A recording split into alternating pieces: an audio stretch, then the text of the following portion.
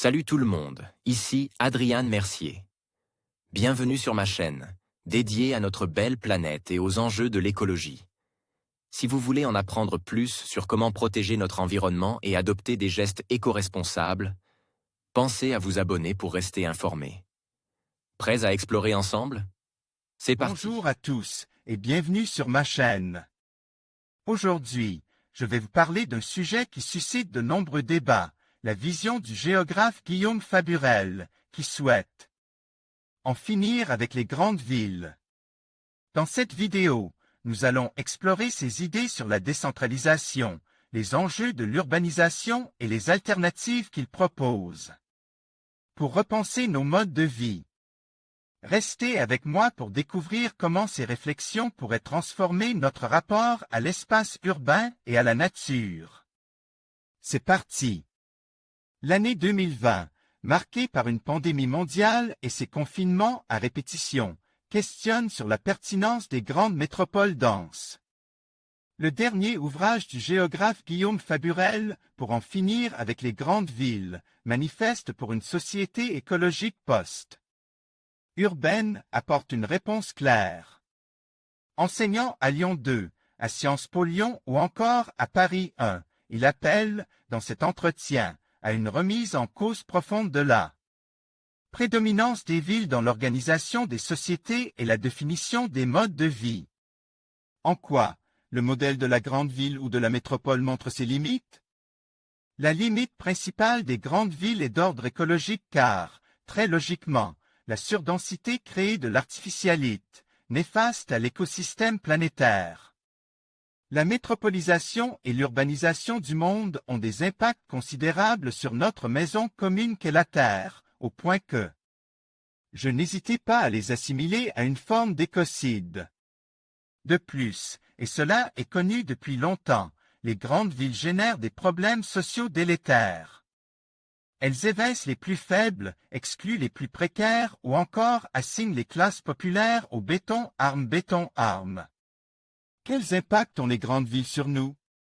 Il existe aujourd'hui plus de 600 villes où la population dépasse le million d'habitants. Le processus d'urbanisation planétaire s'est accéléré ces 30 dernières années et il devrait y avoir 45 métropoles de plus de 10 millions d'habitants d'ici 2030. Or, vivre en ville encastre en nous des manières d'être et des modes de vie anti-écologiques.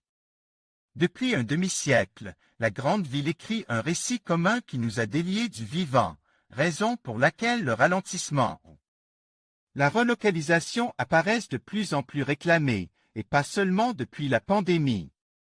D'un point de vue écologique et anthropologique, il faut maintenant démanteler les grandes concentrations urbaines. Quartier commerçant à Tokyo, Honshu, Japon, 35°42 N, 139°46 E. Yann Arthus Bertrand, tous droits réservés et, d'un point de vue politique, avec quelques centaines de milliers d'habitants, l'individu se retrouve dépossédé d'un pouvoir direct d'action. Le politique devient alors gestionnaire de l'existant ou mener des actions cosmétiques. La vie en ville reste, par effet de densité, dépendante et contrainte par une somme considérable de dispositifs techniques et urbanistiques. Tout ceci pour satisfaire des besoins vitaux tels que manger, s'aérer et même, en ces temps troubles, respirer. La grandeur urbaine est donc aussi, pour ne pas dire d'abord, un problème démocratique, celui d'une dépossession, ce qui explique pour moi en retour ces impasses écologiques et sociales. On voit d'ailleurs bien avec la pandémie les problèmes politiques posés par la trop grande densité. L'imaginaire politique c'est de se faire borne à la régulation autoritaire du confinement et du couvre-feu. Est-ce vraiment plus néfaste écologiquement de vivre dans une grande ville plutôt qu'en milieu rural? La question fait débat et certaines études, dont celle de l'ADEME, tendent à montrer que grâce à la concentration d'activités un citadin rejette moins de gaz à effet de serre qu'un rural qui doit utiliser plus souvent sa voiture, qu'en dites-vous? D'un côté, c'est vrai. Mais, d'un autre, dans les grandes villes, on observe aussi des surconsommations énergétiques des logements de 30 à 40% plus importantes, du fait de l'ancienneté du bâti. Bref, il existe des arguments pour et contre, et les bilans carbone sont à ce jour très proches entre un urbain et un rural. Il est vrai que l'urbanisation a déjà étendu son emprise aux campagnes, devenues au XXe siècle simultanément et majoritairement greniers à blé, des villes et lieux de villégiature des urbains surmenés. Écologiquement, aller vivre à la campagne en SUV et vouloir la 5G, une surface habitable surdimensionnée à moindre prix et avec piscine chauffée, n'a aucun intérêt. Vue aérienne de Chicago, Illinois. 12019/12059, Pixabay, DP. Il faut donc voir la question sous un angle différent. Quels espaces offriraient encore ce jour la possibilité de décoloniser rapidement nos imaginaires croissancistes en desurbanisant nos modes de vie urbains et ruraux?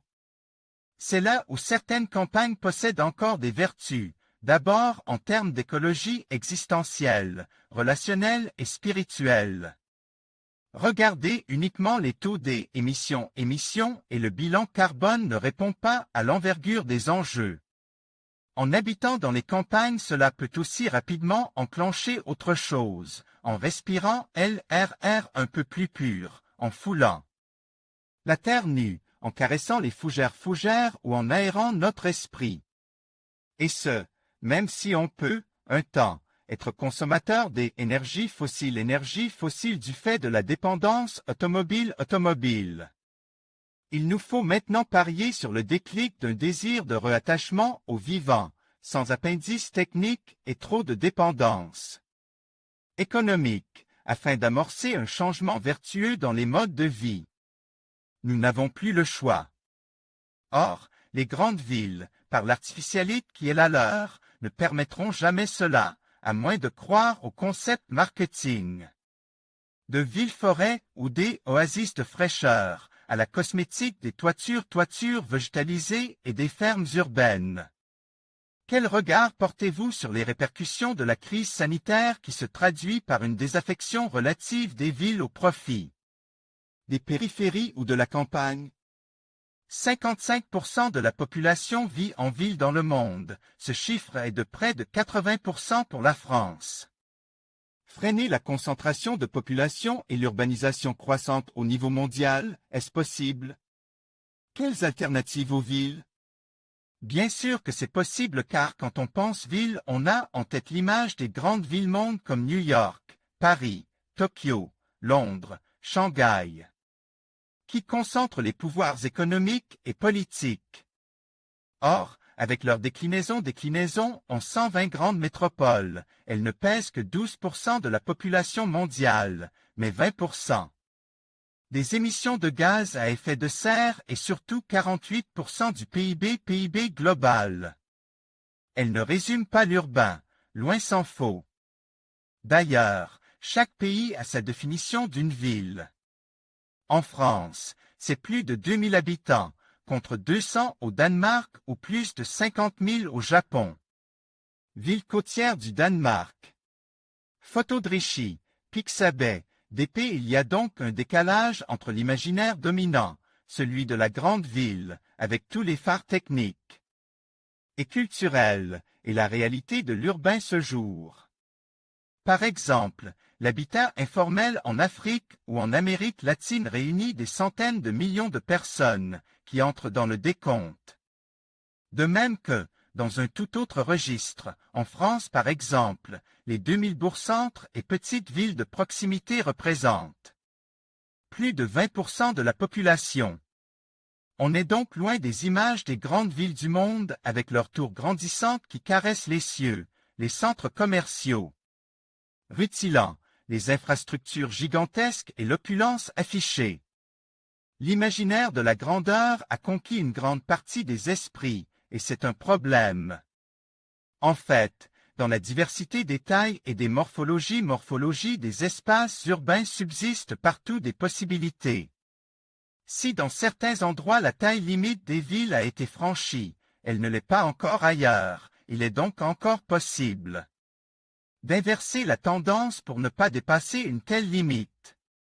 Pour ceux qui croient dans les institutions, cela s'appelle l'aménagement du territoire, qui pourrait, avec une véritable volonté écologique, promouvoir une autre occupation de l'espace, au profit des petites villes et des villes moyennes, des hameaux, villages et bourgs, et ainsi dégonfler les métropoles.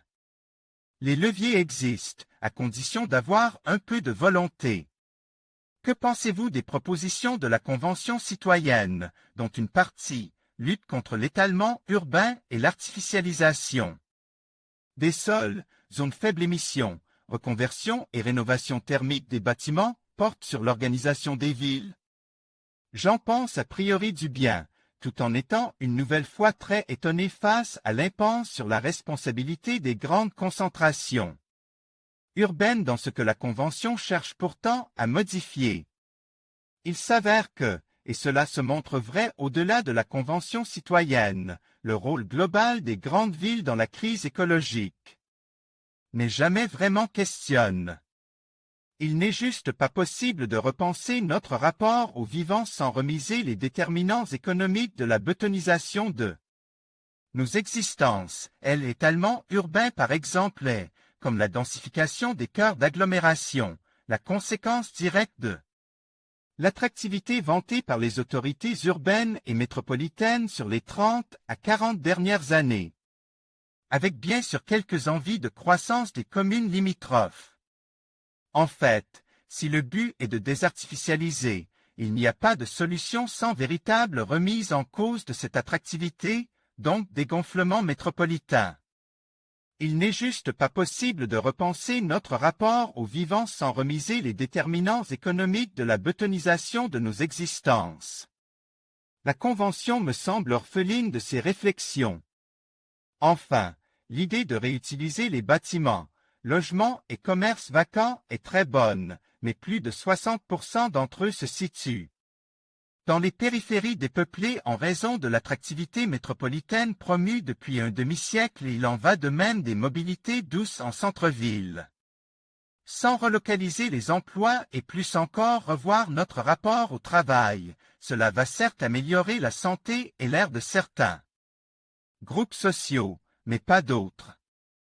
Enfin, l'idée de réutiliser les bâtiments, logements et commerces vacants est très bonne, mais plus de 60% d'entre eux se situent dans les périphéries dépeuplées en raison de l'attractivité métropolitaine promue depuis un demi-siècle. Il conviendrait donc bien de penser un rééquilibrage généralisé et ainsi un repeuplement, mais sous condition d'autres manières de vivre. Auriez-vous un conseil pour les personnes tentées d'en finir avec la vie urbaine dans les grandes villes? La seule solution est, selon moi, de partir, à condition d'avoir commencé à hiérarchiser différemment ses besoins et les moyens d'y répondre, de manière plus autonome. Or, ça ne se fait pas d'un claquement de doigts. Mais, quel que soit le projet, il faut être vigilant et clairvoyant en s'interrogeant sur les conditions du départ et le sens que chacun désire remettre dans sa vie qu'il se prépare, à moins de venir gonfler les zones résidentielles. Si ce désir et ces aspirations sont en nous, c'est qu'il y reste quelque chose de vivant. C'est la raison pour laquelle des états généraux de la société écologique post-urbaine seront lancés fin mai, avec une quarantaine d'organisations intéressées à cette question. Propos recueillis par Julien Le Provost. Retrouvez d'autres articles sur Godplanet Mag, les fermes urbaines verticales de SOA, le futur de nos villes. Urbanana, une ferme urbaine de bananes. Urbanana est une ferme qui propose une large variété de bananes, aujourd'hui absentes du marché européen en raison de contraintes de mûrissage et de transport. Cultivant des espèces inexistantes en France métropolitaine, cette exploitation intégrait un laboratoire de recherche et un espace d'exposition mettant en valeur la filière de la banane. Ayant recours à un éclairage de croissance plus qu'à l'éclairage naturel, son insertion urbaine est peu contraignante et peut se faire plus discrète en adoptant le gabarit du tissu urbain dans lequel elle s'implante. Nichée entre des bâtiments d'habitation, c'est avant tout un projet de façade. http://www.soarchitecte FR tout droit réservé. En conclusion, Guillaume Faburel nous invite à repenser notre rapport aux grandes villes et à envisager des alternatives qui favorisent un développement plus équilibré et durable. Son approche met en lumière les enjeux de la densification urbaine et propose des solutions innovantes pour revitaliser les territoires moins urbanisés. En fin de compte, il s'agit de créer des espaces de vie plus harmonieux, où la qualité de vie prime sur la quantité.